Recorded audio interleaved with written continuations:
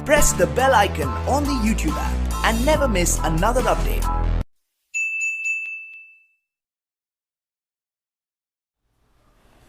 Hello viewer, welcome to Raju Sen Gupta classes. मैं रश्मि। पिछले video में इलास्टिसिटी ऑफ डिमांड ही बता रहे थे, इसी का ये सेकंड लेक्चर है जिसमें अभी मेजरमेंट का मेथड्स बताएंगे। ठीक है, पिछले वीडियो में इसका डिग्री बता दिए थे और इसका types of elasticity of demand बता दिए थे। आज का टॉपिक है हम लोगों का मेजरमेंट। ठीक है,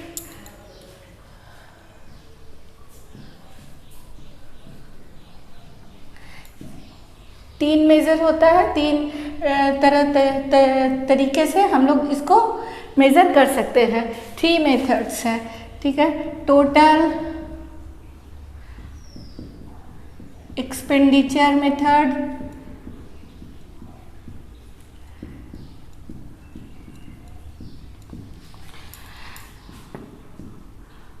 प्रोपोर्शनेट मेथड,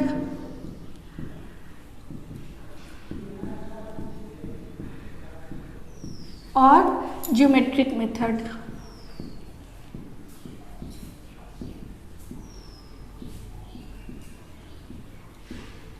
ठीक है, टोटल एक्सपेंडिचर मेथड को टोटल आउटले मेथड भी कहते हैं। टोटल आउटले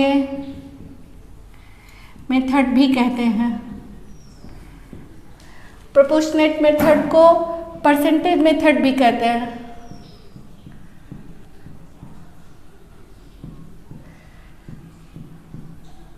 और ज्योमेट्रिक मेथड को पॉइंट मेथड भी कहते हैं।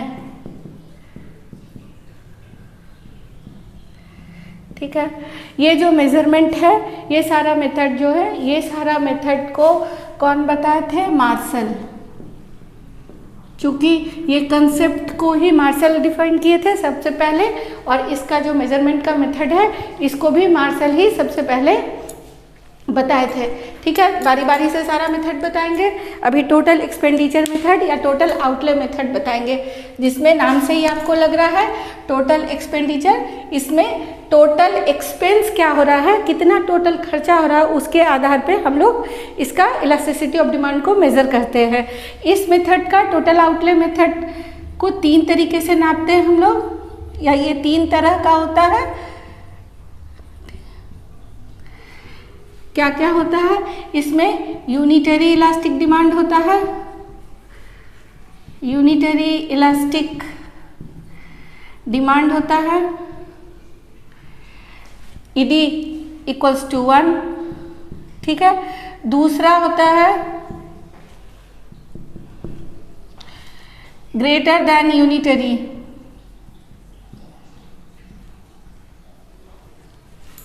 Greater than unitary elastic demand.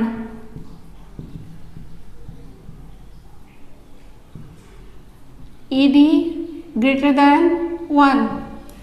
और तीसरा less than unitary elastic demand.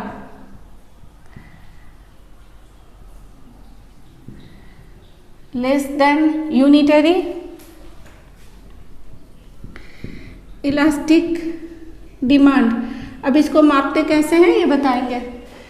ED less than 1। ठीक है, टोटल आउटले मेथड है। इसमें 3 तरीके से मेज़र किया जाता है इलास्टिसिटी ऑफ डिमांड को। यूनिटरी इलास्टिक डिमांड की तरह, unitary elastic demand, greater than unitary elastic demand और less than unitary elastic demand.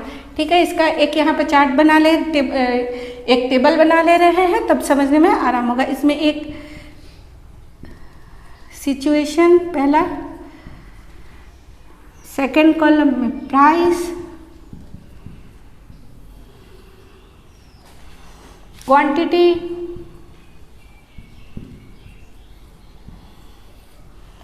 Total expense, और चौथा हो जाएगा elasticity of demand, elasticity of demand. ठीक है,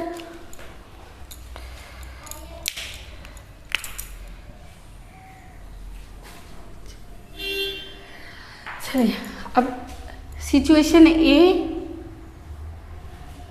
अगर किसी वस्तु का कीमत 2 रुपया है और उसका क्वांटिटी हम लोग 4 किलो खरीद रहे हैं, टोटल कितना खर्चा कर रहे हैं? अगर मान लीजिए 2 रुपया इसका प्राइस है और हम लोग 4 किलो कोई सामान खरीद रहे हैं, या 2 रुपया प्राइस है और 4 पेन खरीद रहे हैं, टोटल कितना खर्चा कर रहे हैं? टोटल खर्चा कर रहे हैं 8 रुपया।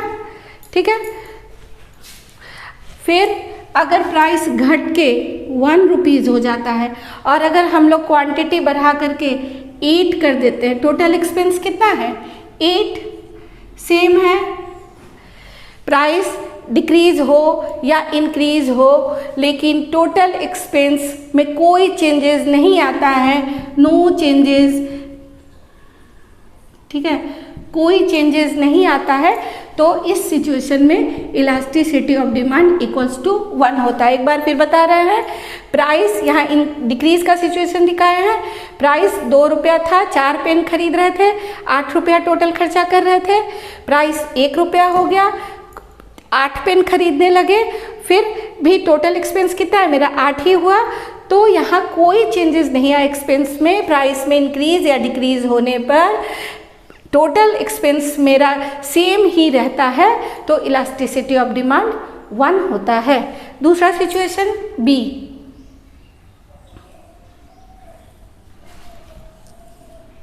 ठीक है, सिचुएशन बी फिर से सेम ही लेते हैं। 2 रुपया प्राइस रहने पर अगर हम लोग 4 पेन खरीद रहे हैं, टोटल एक्सपेंस कितना हो गया? 8 रुपीज़। अब प्राइस 1 रुपीज़ हो गया घट करके, और हम लोग कितना अब खरीदने लगे? 10 पेन खरीदने लगे, तो हम लोग का टोटल एक्सपेंस कितना हो गया? 10 रुपया। टोटल एक्सपेंस क्या हो गया? इंक्रीज हो गया।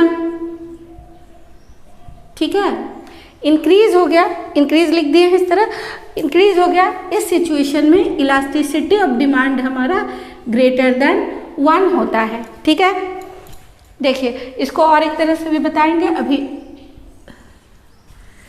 ये बता रहे हैं। देखिए सी सिचुएशन, फिर वही सेम लेंगे। अगर 2 रुपया मेरा प्राइस था और हम 4 पेन खरीद रहे थे, तो मेरा टोटल एक्सपेंस कितना था? 8 रुपीज़।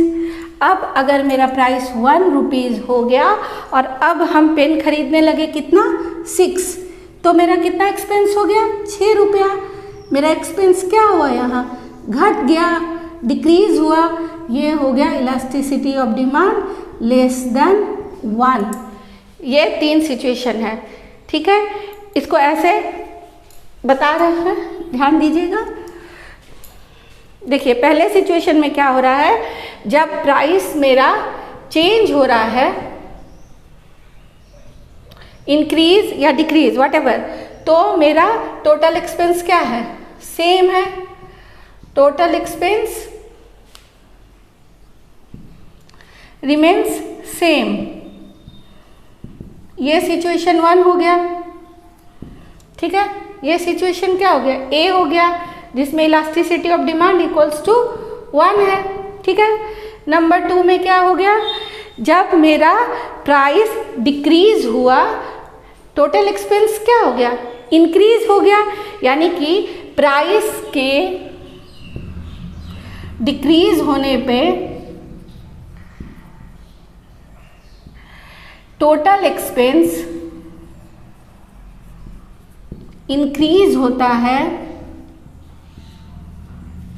या प्राइस के इंक्रीज होने पे टोटल एक्सपेंस डिक्रीज होता है, यानी कि उल्टा बिहेव करता है। प्राइस के उल्टा टोटल एक्सपेंस बिहेव करता है। प्राइस में इंक्रीज होता है, प्राइस में डिक्रीज होता है, तो टोटल एक्सपेंस इंक्रीज होता है। इसका एक सिचुएशन और लिख सकते थे यहाँ, जैसे प्राइस में इंक्रीज होने पर टोटल एक्सपेंस मेरा डिक्रीज हो जाता, दोनों एक अपोजिट बिहेव करता। तो इस सिचुएशन में इलास्टिसिटी ऑफ डिमांड क्या होता है मेरा?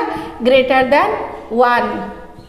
ठीक, लास्ट, जब प्राइस में इंक्रीज होने पर,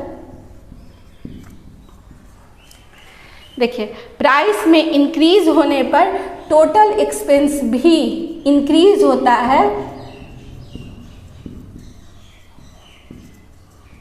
और प्राइस में डिक्रीज होने पर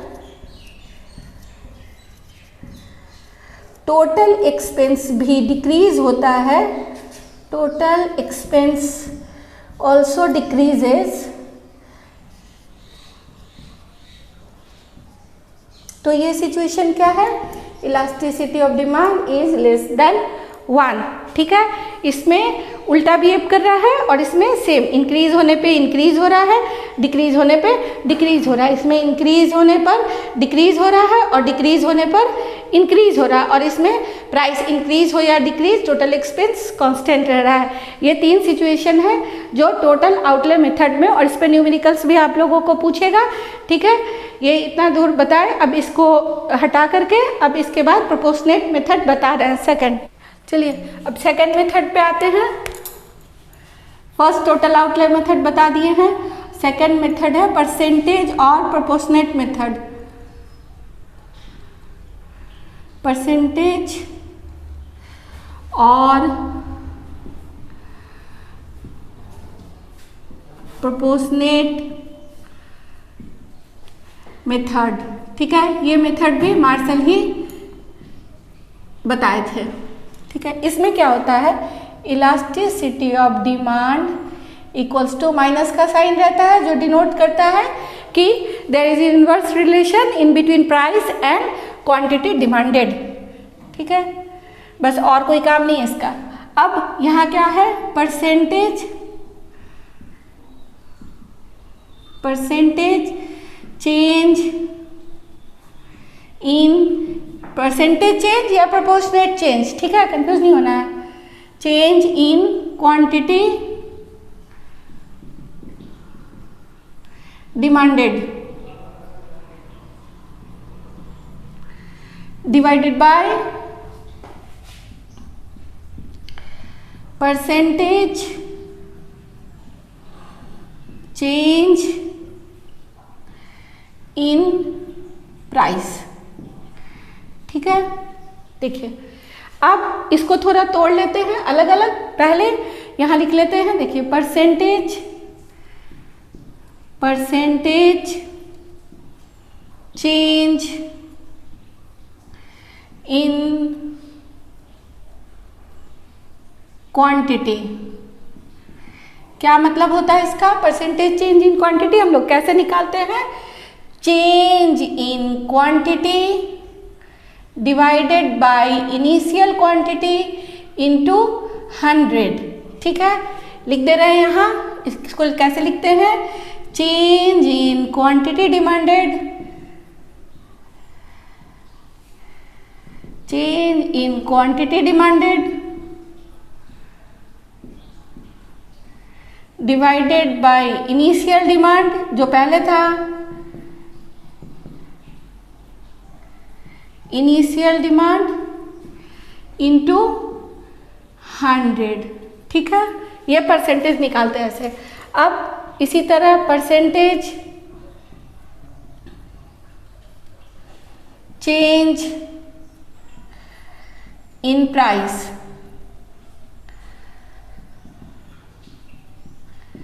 कैसे निकालेंगे इसको भी, माइनस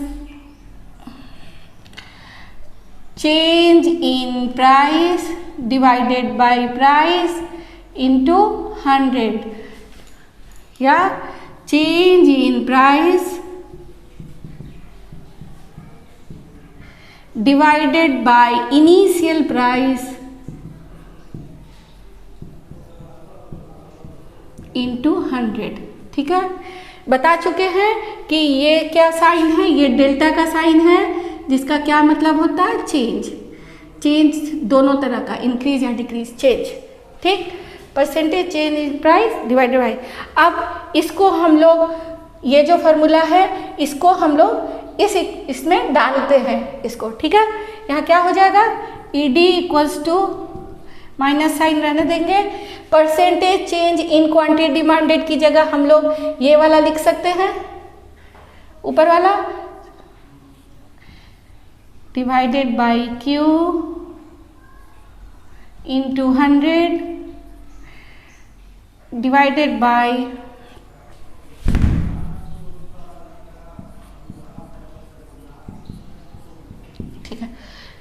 अब परसेंटेज चेंज इन प्राइस, उसकी जगह हम लोग ये लिख सकते हैं, परसेंटेज चेंज इन प्राइस की जगह change in price divided by initial price into 100 लिख सकते हैं यहाँ से। ठीक है, यहाँ 100 कट जाएगा और ये रेसिप्रोकल हो जाएगा। Change in quantity divided by quantity into reciprocal होके उल्टा हो जाता है, P by change in P। ठीक है, देखिए 100 कट जाएगा और ये change in quantity divided by initial quantity divided by change in price by initial price, ये रेसिप्रोकल हो गया, ये P ऊपर चला गया और ये चेंज इन P नीचे आ गया, इक्वल्स टू माइनस का साइन रहेगा, माइनस चेंज इन Q एक तरफ कर लेते हैं चेंज वाला, change in P into P by Q। ठीक, देखिए एक और चीज यहाँ मेंशन कर रहे हैं, चेंज इन Q, ये जो है ये कैसे निकालते हैं, ये निकालते हैं अभी वाला चेंज और प्रीवियस चेंज, और चेंज इन प्राइस कैसे निकालते हैं, न्यू चेंज जो अभी चेंज हुआ है और माइनस प्रीवियस चेंज। देखिए जैसे मान लीजिए कोई चीज़ का दाम, यहाँ समझा रहे हैं, कोई चीज़ का दाम 10 रुपया था, तो सॉरी कोई चीज़ का क्वांटिटी पहले हम लोग 10 यूनिट खरीद रहे थे या 10 पेन खरीद रहे थे, तो ये मेरा क्या हो गया Q, और अब हम क्या कितना खरीदने लगे, मान लीजिए हम इसको बढ़ा दिए, इंक्रीज करके कितना खरीदने लगे 15, ये हो गया मेरा Q1 नया क्वांटिटी। पहले हम 10 पेन खरीद रहे थे, अब हम 15 पेन खरीदने लगे, तो 10 पेन मेरा पहले का था, इनिशियल क्वांटिटी था, ये पेन है प्राइस नहीं, इनिशियल क्वांटिटी था, और अब हम कितना क्वांटिटी खरीदने लगे 15, तो चेंज कितना आएगा 15 माइनस 10 इक्वल्स टू 5, 5 का अंतर आया, पहले 10 खरीद रहे थे 15 खरीदने लगे, तो 5 का मेरा अंतर आया, चेंज आया। ठीक है, इसी तरह जब हम लोग प्राइस निकालते हैं, तो मान लीजिए किसी चीज़ का इनिशियल प्राइस जो था वो 10 रुपया था, ठीक है, 10 रुपीज़ था किसी चीज़ का इनिशियल प्राइस, अब प्राइस क्या हुआ, डिक्रीज हो गया, घट गया, कितना हो गया नया प्राइस 5 रुपीज़ हो गया। ठीक है, फिर से देखिए, पहले किसी चीज़ का प्राइस 10 रुपया था, किसी भी चीज़ का मान लीजिए, तो वो P है इनिशियल प्राइस, और अब कितना हो गया प्राइस 5 रुपीज़, तो हम लोग इसका डिफरेंस कैसे निकालेंगे, अब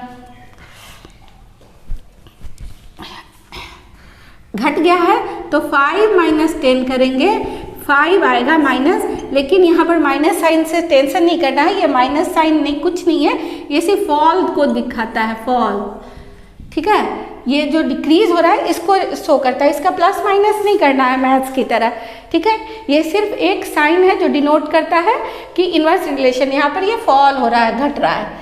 ठीक है, चलिए अब इसके बाद वाला जो है वो बता दे रहे हैं ज्योमेट्रिक मेथड, फिर न्यूमेरिकल्स कुछ बताएंगे और उसके बाद कुछ MCQ करेंगे। चलिए तीसरा geometric method,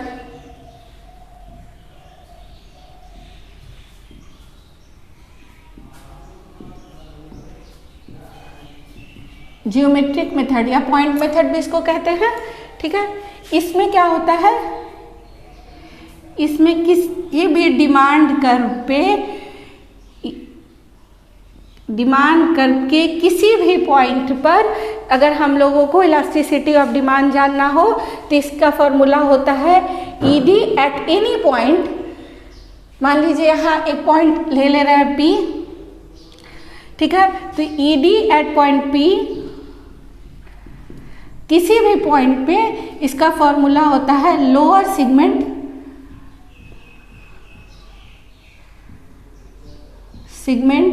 divided by upper segment. ठीक है,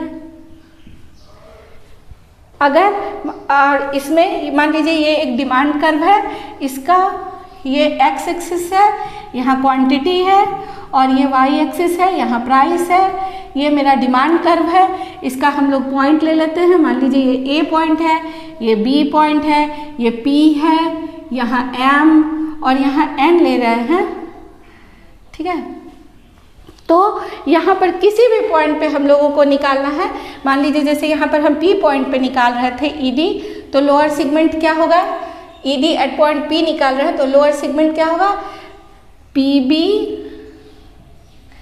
डिवाइडेड बाय अपर सेगमेंट कितना है, पी ए। दोनों इक्वल्स ही होगा और यहाँ ईडी इक्वल्स टू 1 हो जाएगा। ठीक है, इसी तरह हम लोग सारे पॉइंट पे निकालेंगे।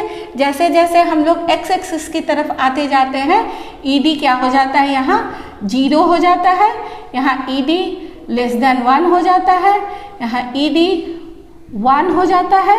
ऊपर की तरफ जाने पर, वाई एक्सिस की तरफ जाने पर ग्रेटर देन 1 होते जाता है, और एट द पॉइंट ए जब वाई एक्सिस पे पहुंच जाता है तो वो इन्फिनिटी हो जाता है।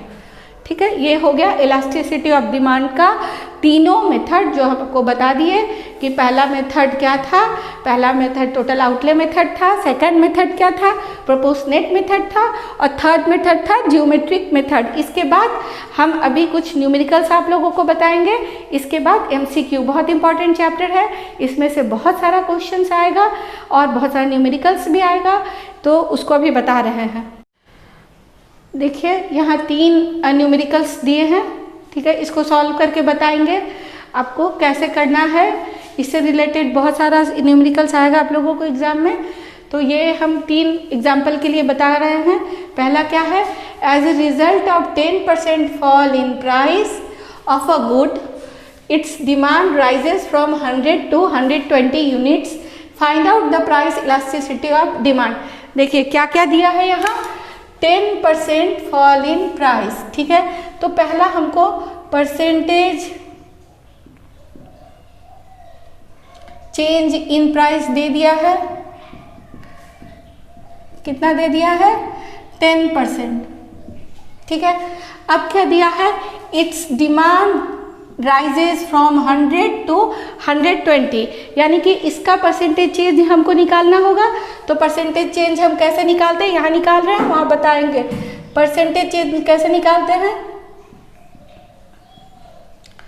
परसेंटेज चेंज इन क्वांटिटी हम लोग निकालते हैं यहाँ। देखिए कैसे निकालेंगे, initial quantity changed quantity minus initial quantity divided by initial quantity into 100। ठीक है, चेंज इन क्वांटिटी, देखिए ये change in quantity divided by initial quantity into 100, यही चीज़ है, change in quantity divided by initial quantity into 100। तो यहाँ लिखेंगे 120 अभी जो प्राइस है, अभी जो क्वांटिटी है, माइनस इनिशियल क्वांटिटी कितना था 100 divided by initial quantity 100 into 100 जो फार्मूला में है। ठीक है, कितना हो गया 120 माइनस 100, 20 बाई 100 इंटू 100, 20%। यहाँ आ गया परसेंटेज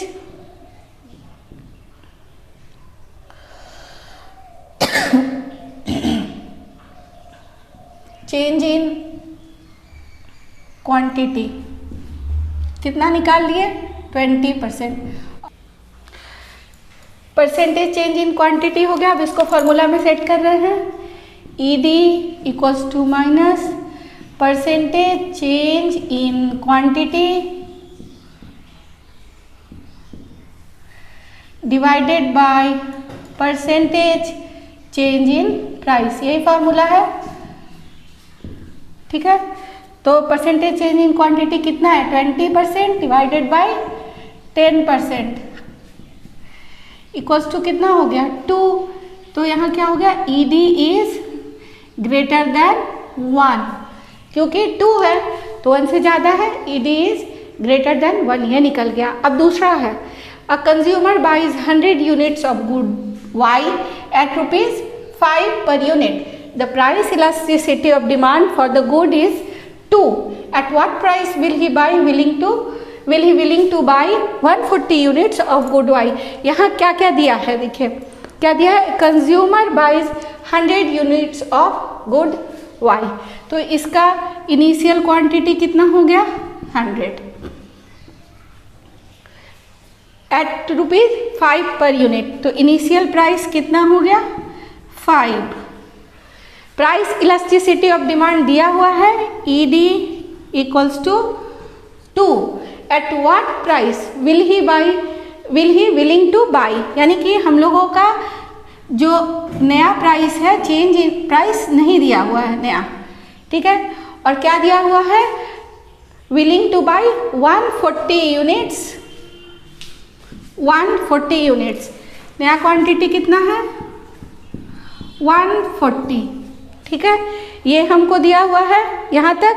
अब चेंज इन क्वांटिटी क्या लिखेंगे यहाँ हम लोग Q1 माइनस Q 140 माइनस 100, ठीक है।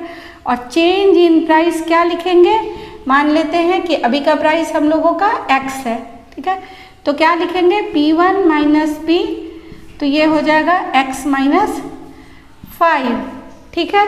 अब इसको फॉर्मूला में हम लोग ले जा रहे हैं। फॉर्मूला क्या है प्रोपोर्शनेट मेथड का ED, ठीक है, change in Q divided by change in P into initial price by initial quantity, ये हमारा फॉर्मूला है। अब यहाँ क्या क्या दिया हुआ है, चेंज इन Q तो दिया हुआ है 140 बाई 100, 140 माइनस 100, ठीक है, यहाँ लिख देंगे 140 माइनस 100।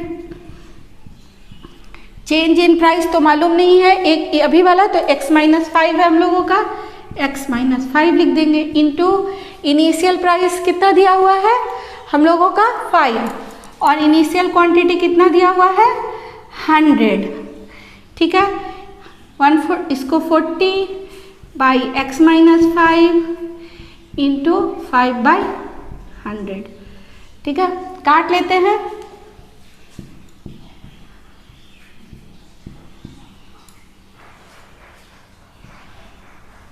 कितना आया 2x माइनस 5, ठीक है, इधर और ED हम लोगों का कितना दिया हुआ था 2, और 2 इक्वल्स टू कितना आया 2 by x minus 5, cross multiplication कर लेंगे 2x माइनस 5 इक्वल्स टू 2, और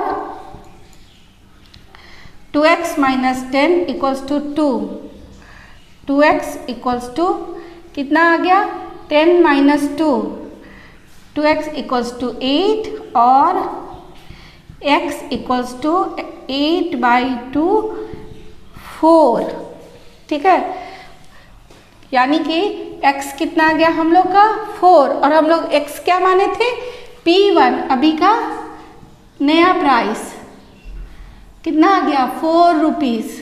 तो ये जो क्वेश्चन है eight what price will he be willing to by, तो ये आ गया कि 4 rupees is the new price in which he will be willing to by 140 units of good Y, ठीक है, यहाँ तक। अब नेक्स्ट है calculate price elasticity of demand by total outlay method, ये टोटल एक्सपेंडिचर मेथड में दिया है। क्या बताया यहाँ टेबल, 2 टेबल बनाए हैं, एक A और एक B। अब इसको A को पहले बना रहे हैं फिर B बताएंगे। ए में क्या है, प्राइस दिया है 8 रुपीज़ में 100 क्वांटिटी खरीद रहा है और 10 रुपीज़ होने पे 90 क्वांटिटी खरीद रहा है। ठीक है, तो टोटल एक्सपेंस मेथड में क्या कहता है, इसी टेबल को नेक्स्ट आगे बढ़ा दे रहे हैं, नया से फिर टेबल नहीं बना रहे हैं। ठीक है, तो यहाँ पर टोटल एक्सपेंस कितना आ जाएगा हम लोगों का, इन ए में देखिए 8 इंटू 100 800 और 10 इंटू 90 कितना हो गया 900। ठीक है, देखिए यहाँ क्या हो रहा है, प्राइस में क्या हो रहा है, इंक्रीज हो रहा है। ठीक है, टोटल एक्सपेंस क्या हो रहा है मेरा, इंक्रीज हो रहा है, यानी कि ये जैसे बिहेव कर रहा है इंक्रीज हो रहा है, टोटल एक्सपेंस भी सेम बिहेव कर रहा है। तो इसके पहले बताए थे टोटल एक्सपेंस मेथड में कि प्राइस के अकॉर्डिंग जब टोटल एक्सपेंस मेरा बिहेव करता है, प्राइस के इंक्रीज होने पे ये इंक्रीज होता है, प्राइस के डिक्रीज होने पे डिक्रीज होता है। इस केस में इलास्टिसिटी ऑफ डिमांड मेरा लेस देन 1 होता है। ठीक है, ठीक है। दूसरा सिचुएशन यहाँ टेबल बी क्या है, प्राइस मेरा 8 रुपीज़ है, क्वांटिटी मेरा 100 है, प्राइस 10 रुपीज़ है, क्वांटिटी मेरा 80 है। यहाँ टोटल एक्सपेंस कितना हो गया, यहाँ टोटल एक्सपेंस 800 हो गया और नीचे भी 10 इंटू 80 800 हो गया, यानी कि यहाँ क्या हो गया, सेम रह गया। टोटल एक्सपेंस कितना है, प्राइस में इंक्रीज होने पर भी इसमें कोई चेंजेस नहीं आया, टोटल एक्सपेंस मेरा सेम है। इस सिचुएशन में क्या होता है, elasticity of demand equals to 1। ये देखिए यहाँ 3 तरीके से बनाए हैं, जिसमें एक में परसेंटेज मेथड बता दिए हैं, एक में प्रोपोर्शनेट मेथड बता दिए हैं और दूसरे में टोटल एक्सपेंस मेथड बता दिए हैं। बहुत सारा न्यूमेरिकल्स आप लोग प्रैक्टिस करते रहिएगा। इसके बाद हम आप लोगों को अभी MCQ बता रहे हैं। देखिए यहाँ कुछ ऑब्जेक्टिव्स लिखे हैं, क्योंकि अभी ऑब्जेक्टिव आने वाला है एग्ज़ाम में, तो इसको अभी बता रहे हैं कैसे इसको बनाना है। देखिए पहला क्या है, elasticity of demand is a qualitative statement, quantitative statement, both qualitative and quantitative, none of the above. कल के वीडियो में हम बताए थे कि इलास्टिसिटी ऑफ डिमांड क्या है, क्वांटिटेटिव स्टेटमेंट है, क्वांटिटेटिव अप्रोच है, ये एक मात्रात्मक और संख्यात्मक कथन है। ठीक है, तो इसका आंसर हो जाएगा क्वांटिटेटिव स्टेटमेंट। दूसरा देखिए, फॉलोइंग फिगर शोज, यहाँ फिगर बनाया है, ऐसे दिया रहेगा इस एग्जाम में। ये क्या है, हाई इलास्टिक डिमांड है, परफेक्टली इलास्टिक डिमांड है, परफेक्टली इन इलास्टिक डिमांड है या इन इलास्टिक डिमांड है। कल हम बताए थे कि ये जो डिमांड कर्व है इसमें प्राइस में थोड़ा सा भी चेंजेस आने पे, एकदम नेग्लिजिबल चेंजेस आने पे भी क्या होता है, क्वांटिटी बहुत ज़्यादा रिस्पॉन्ड करता है। देखिए ठीक है, तो ये कैसा है, परफेक्टली इलास्टिक डिमांड है। ठीक है, यानी कि इस केस में इलास्टिसिटी ऑफ डिमांड देखिए इन्फिनिटी हो जाता है। ठीक है, ये परफेक्टली इलास्टिक डिमांड है जिसमें डिमांड कर्व एक्स एक्सिस के पैरेलल होता है। तीसरा, हु प्रोपाउंडेड द परसेंटेज और proportionate method of measuring elasticity of demand, Marshall, Flux, Hicks, none of the above. अभी बता रहे थे कि ये जो मेजरमेंट का कॉन्सेप्ट है इसमें दोनों मेथड, टोटल आउटले मेथड और परसेंटेज मेथड कौन दिया था, मार्शल बताए थे। ठीक है, अब देखिए, how many types of elasticity of demand has, 3, 5, 6, 7 बताए थे कल। ये डिग्री पूछ रहा है कि कितने तरह का होता है, तो 5 है, बता दिए थे, 0, infinity, 1, greater than 1 and less than 1, तो यहाँ 5। अब देखिए, what is the price elasticity, यहाँ ऐसे एक दे देगा कि पहले 5 था P1, quantity Q1, 4 P2, quantity Q2। अब इसका आंसर यहाँ 4 दे दिया, -2.5 + 3.5 + 4, नन ऑफ दिस। ये इसको आपको सॉल्व करना होगा, तो बता रहे कैसे सॉल्व होगा, सॉल्व करके तब आपको आंसर में टिक लगाना होगा। कैसे है, हम लोग इसके पढ़े जो फॉर्मूला पढ़े हैं, ED = change in quantity divided by change in price into P/Q। इसी फॉर्मूला पे बिठा दीजिए। चेंज इन क्वांटिटी कितना है, देखिए शॉर्ट में लिख के बता रहे हैं, इसके पहले डिटेल बता दिए हैं। क्या करते हैं कि हम लोग अभी वाला से पहले वाला इनिशियल क्वांटिटी को माइनस करते हैं, ठीक है। और चेंज इन प्राइस कितना है, 4 - 5 इंटू इनिशियल प्राइस कितना है P1, देखिए 5, और डिवाइडेड बाय Q कितना है Q1 10, ठीक है। यहाँ कितना हो गया 5/1 इंटू 5/10, 2, यहाँ माइनस साइन रहेगा, कितना आ गया 5/2, डिवाइड करेंगे तो कितना आएगा -2.5। देखिए आंसर में दिया है -2.5, तो ये पहला आंसर हो गया, ठीक है।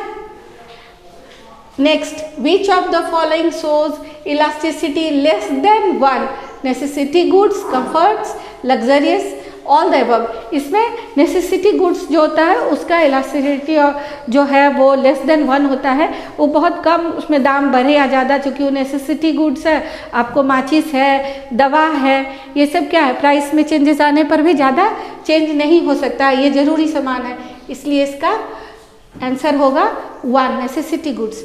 फिर देखिए ऐसा एक फिगर बनाया है, following figure shows high elastic demand, perfectly elastic demand, perfectly inelastic demand and inelastic demand. इसमें फिर हम बताए थे जैसे इसी का ये अपोजिट है, ये देखिए यहाँ कि प्राइस में कुछ भी चेंजेस आने पर P हो बढ़ के P1 हो जाए या घट के P2 हो जाए, क्या होता है हम लोगों का क्वांटिटी वो चेंजेस नहीं होता है, और ये डिमांड कर्व क्या है पैरेलल टू y एक्सिस है। इस समय elasticity of demand equals to क्या होता है 0 होता है, यानी कि ये परफेक्ट इन इलास्टिक डिमांड है, ठीक है। For luxurious goods the demand is क्या होगा in elastic, elastic, highly elastic या परफेक्टली इन इलास्टिक। तो इसमें क्या होगा कि लग्जरियस गुड का डिमांड क्या होता है इलास्टिक होता है,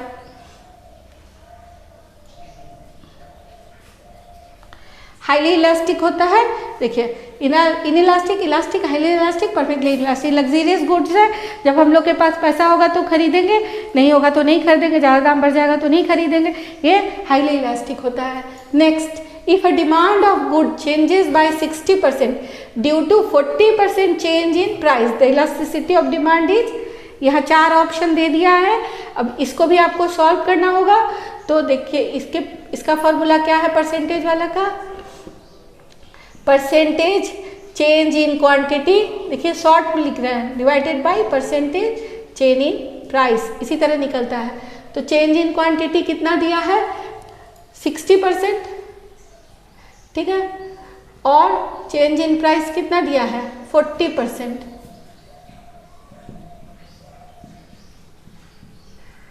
3/2, ठीक है, माइनस साइन तो रहेगा ही, इसको सॉल्व करेंगे तो कितना आएगा 1.5, ठीक है। देखिए next, last, the elasticity of demand of the mid point of a straight line demand curve will be 0, will be unity, will be infinity, none of this. देखिए डिमांड कर्व बताए थे ना स्ट्रेट लाइन होने पर,